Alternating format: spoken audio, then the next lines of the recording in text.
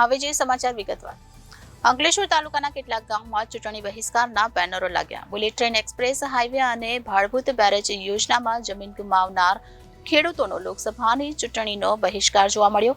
સરકાર દ્વારા માંગણી સ્વીકારવામાં નહીં આવે તો આમ આદમી પાર્ટીમાં જોડાશે તેવું ખેડૂતોએ જણાવ્યું હતું। ઉદ્યોગપતિઓની માંગણી પૂરી થઈ શકે છે તો પછી ખેડૂતોની માંગણી કેમ નહીં? ભરૂચમાં લોકસભાની ચૂંટણી પહેલા ખેડૂતો સરકાર સામે મરણિયા બન્યા છે। એક્સપ્રેસ હાઈવે, ભાડભૂત બેરેજ સહિતના પ્રોજેક્ટમાં જમીનના બદલામાં યોગ્ય વળતરની માંગ સાથે 3 વર્ષ ઉપરાંતથી ખેડૂતોનું આંદોલન ચાલી રહ્યું છે। સમસ્યાનો હલ આવવાના બદલે કોર્ટમાં કેસ ચાલ્યા ગયા છે। લોકસભાની ચૂંટણી પહેલા અંકલેશ્વર તાલુકામાં ફરીથી આંદોલનના મંડળ થયા છે।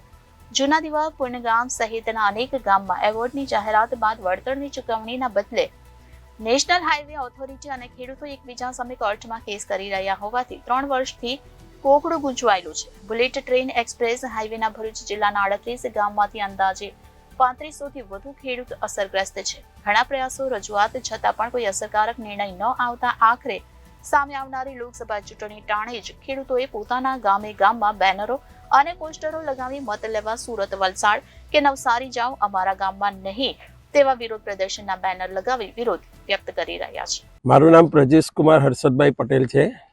આજે અમે આ ગામના પાદરે ભેગા થયા છે ચૂંટણીનો બહિષ્કાર કરવા માટે।